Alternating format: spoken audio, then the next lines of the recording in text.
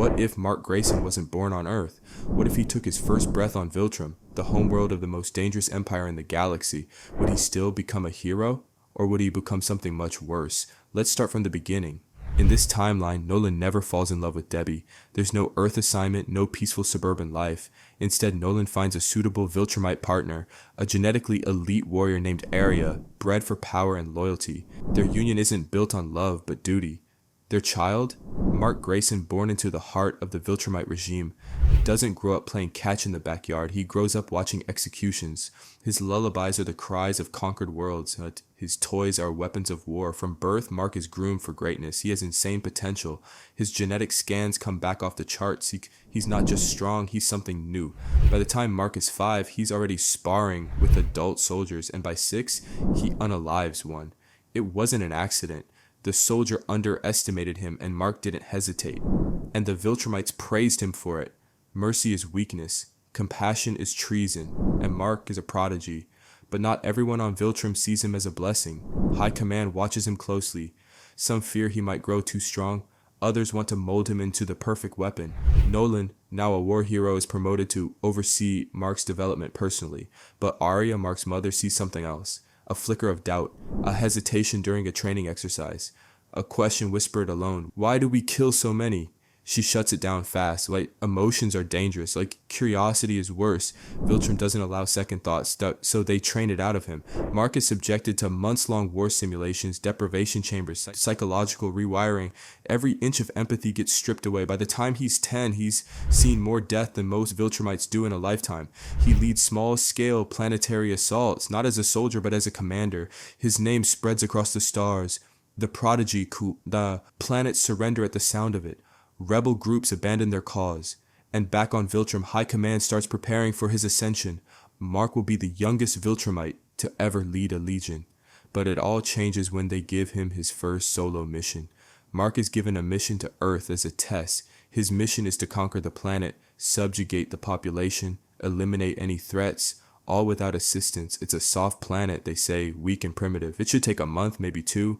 So Mark heads there alone, 17 years old, already with 100 successful campaigns under his belt, and when he enters Earth's orbit, he doesn't even look at it. The first strike is surgical. He wipes out the GDA in under 30 seconds. He moves east, destroys satellite communications, flies through fighter jets like they're made of paper. He lands in Washington, D.C., and gives them 1 hour. Submit or be erased. When the hour passes and resistance forces mobilize, Mark unleashes everything. He doesn't blink or hesitate. He levels entire city blocks. The Guardians of the Globe arrive. He eliminates 3 before they know what hit them. The rest scatter.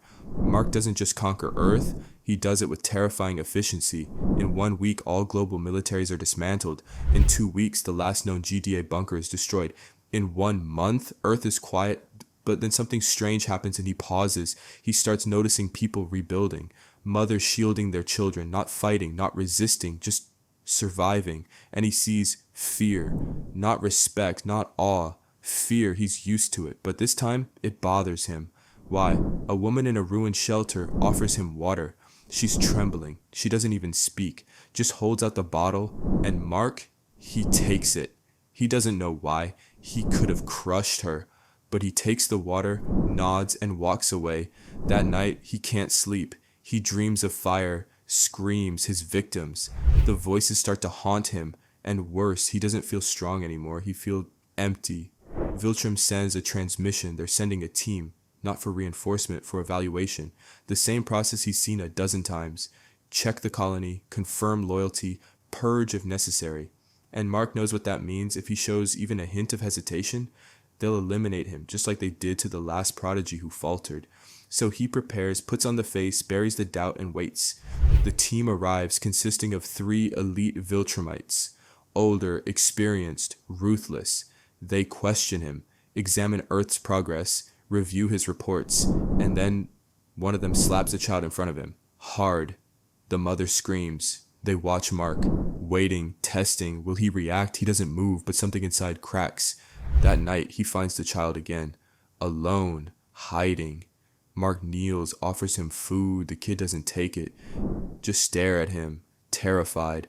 And that's when Mark realizes this isn't who he wants to be, but it's too late. The Viltrumites saw everything. They confront him the next morning, call him compromised, a disgrace, a defect. They tell him his time is up. Mark fights. The battle is insane. Buildings crumble, oceans split, sound barriers break, but Mark doesn't hold back. For the first time in his life, he fights for something other than conquest. Earth, he eliminates one, gravely injured the other, but he takes damage too. He's bleeding, barely conscious. The last Viltrumite rises, ready to finish it. And that's when Nolan appears. Yes, Nolan. He never left Viltrum in this timeline, but he had been watching. And when he saw what his son had become, what he had chosen, he made a choice. He eliminates the final attacker, looks down at Mark, doesn't speak, just lifts him up and carries him away. Earth is safe for now. Mark spends the next year healing, not just his body, but his mind.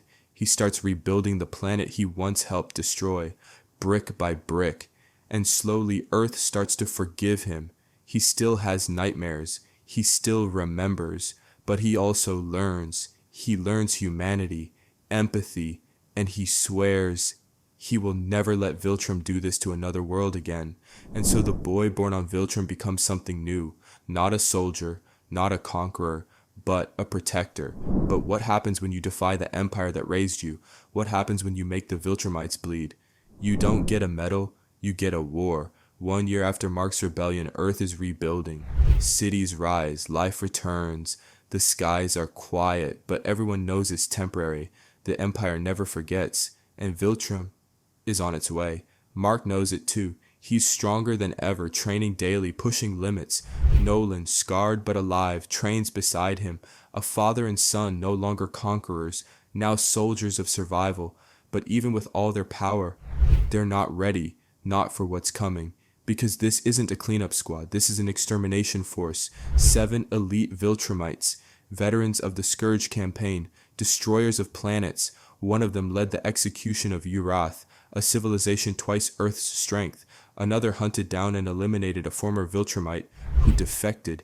This isn't diplomacy, but vengeance. When the Empire's fleet arrives, they don't make demands. They don't give speeches. They just start burning. Satellites drop. EMPs pulse across continents. Communications die. Cities lose power. Then the sky opens and the first Viltrumite lands in Tokyo, the second in Paris. The rest scatter, unleashing chaos. Mark doesn't wait and flies straight into the fire.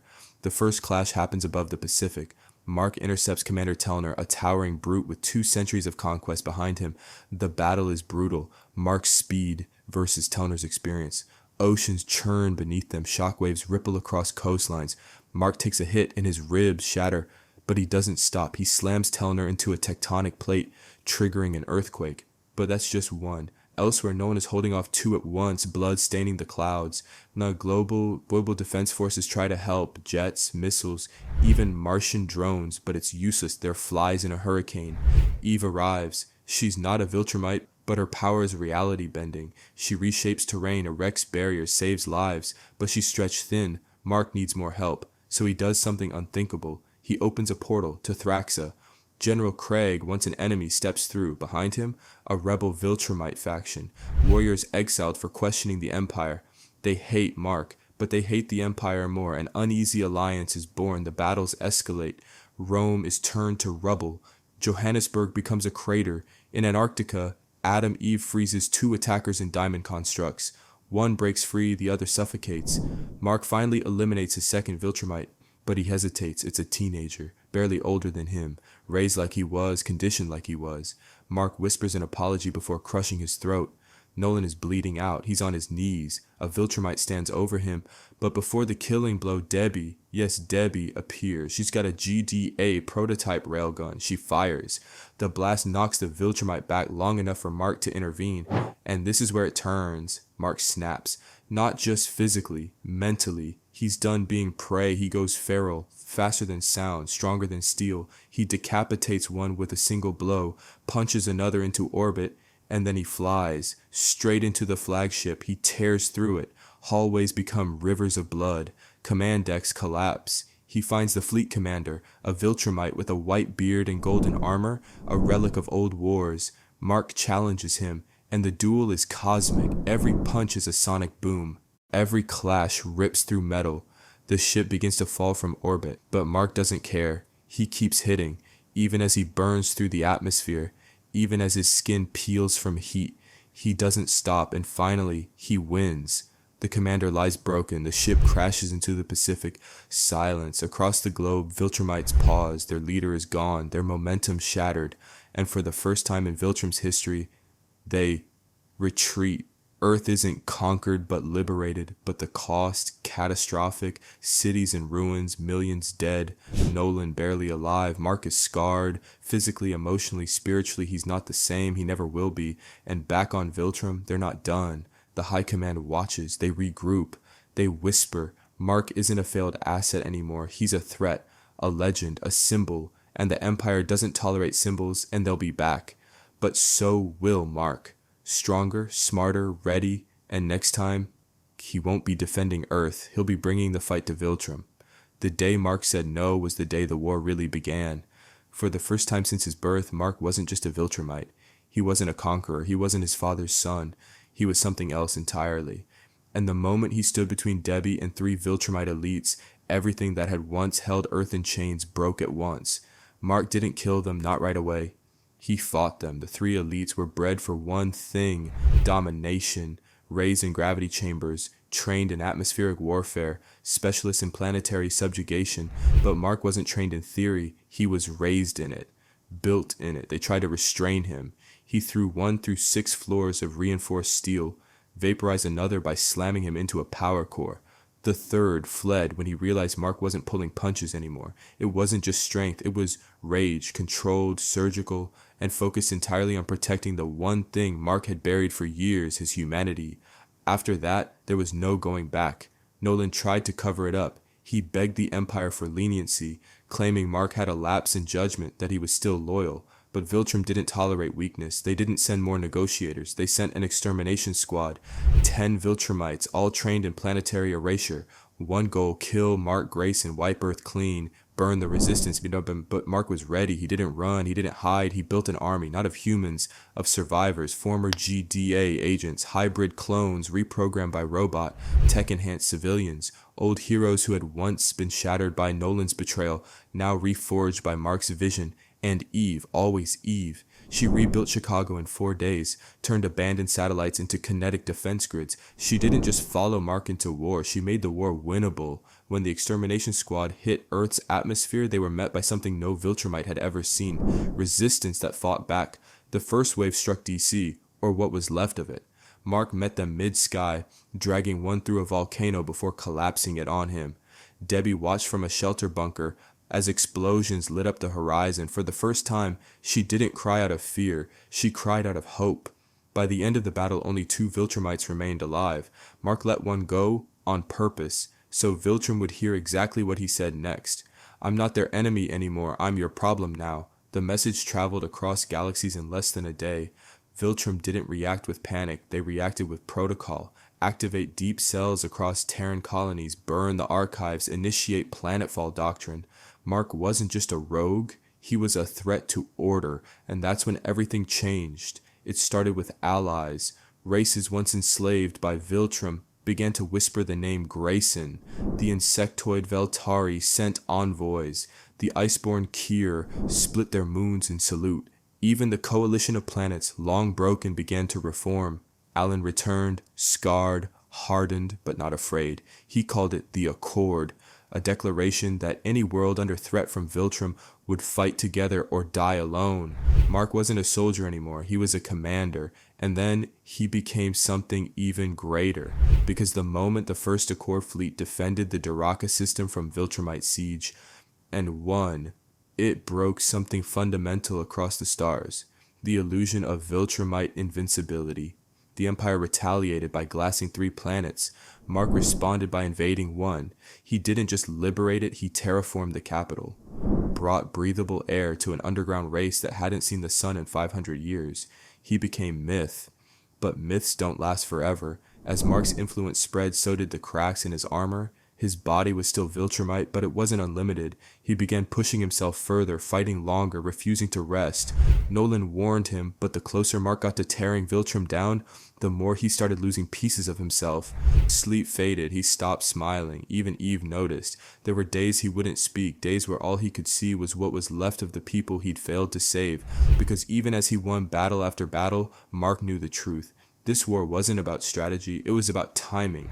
Because once the Supreme Council of Viltrum convened, once they realized Mark had become more than an anomaly, they'd send something else, not a fleet, not a soldier, not even a weapon.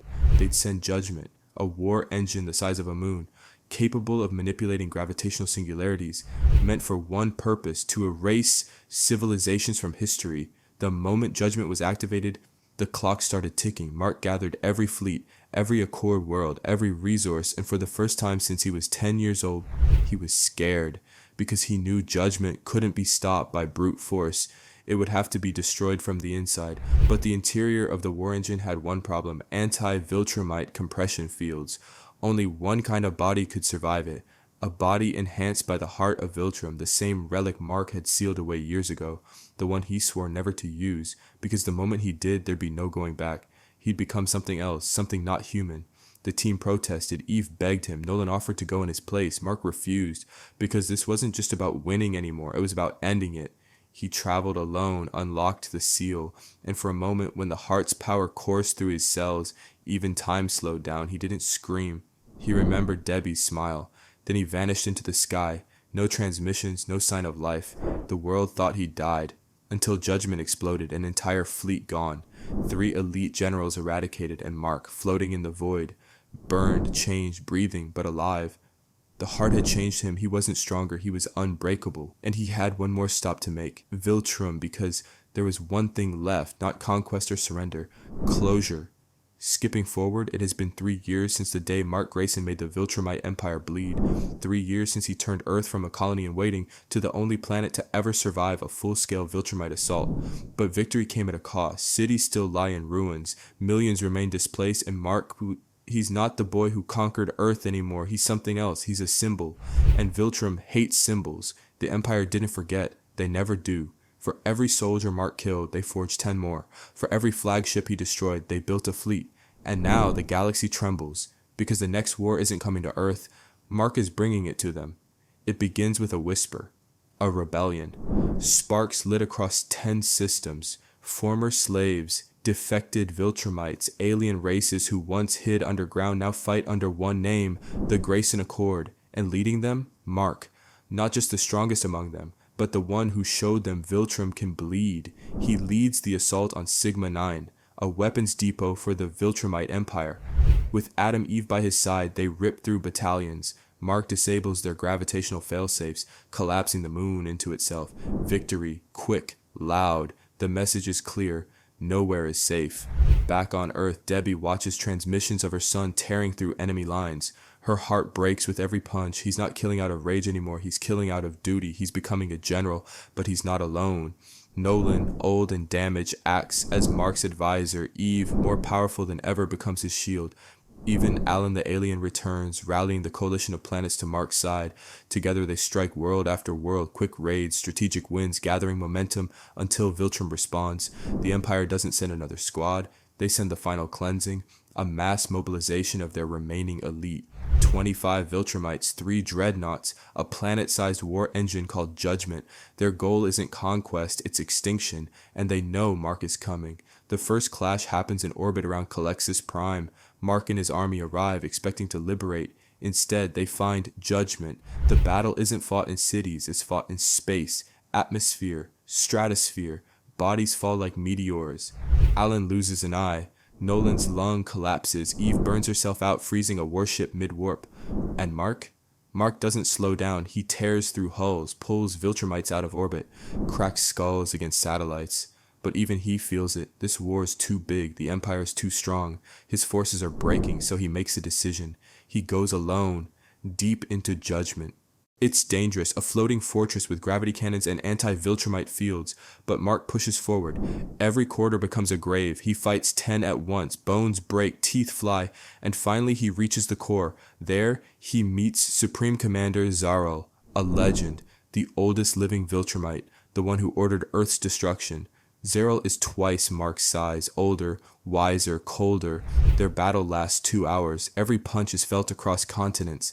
Zeril tries to break Mark's will, shows him visions of fallen comrades, screams of every planet Viltrum ever burned. He taunts Mark, calling him a traitor, a fluke, a failed weapon. Mark says nothing because his actions say everything. He snaps Zero's spine, he rips out the war engine's core and flies it into the heart of the fleet. He detonates it, light, fire, silence. The explosion wipes out half the Viltrumite elite. Judgment is gone, and Mark floats, burned unconscious in the void.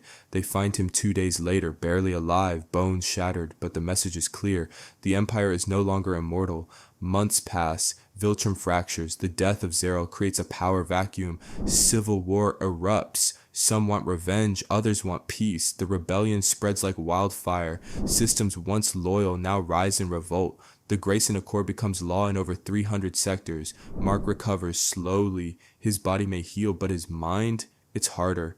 He visits Earth again, quietly, no fanfare, just to walk the street, sit on a bench, watch children play. He sees a mural of himself painted over a demolished GDA wall. It reads, "The one who said no." He smiles. 1 year later, Viltrum is no longer a capital, it's a memory. The Empire falls, not with a bang, but with a surrender. The surviving commanders are captured, tried, executed, and Mark, he doesn't celebrate, he rebuilds. Planets are freed, cultures restored, the coalition becomes a government. The Grayson Accord turns from rebellion into constitution. Nolan retires, finally at peace. Eve and Mark return to Earth, trying to live, not as soldiers, as people. But the past never leaves cleanly. Mark still wakes up at night, still hears the screams, still sees the faces of those he couldn't save. But when he looks around at the families rebuilding, at the worlds once thought doomed, he knows it was worth it. He changed history. The boy born on Viltrum became its undoing, not through conquest, but through choice. He could have been their greatest soldier. He chose to be their last. The war is over. Mark Grayson wins. Like, subscribe, and comment.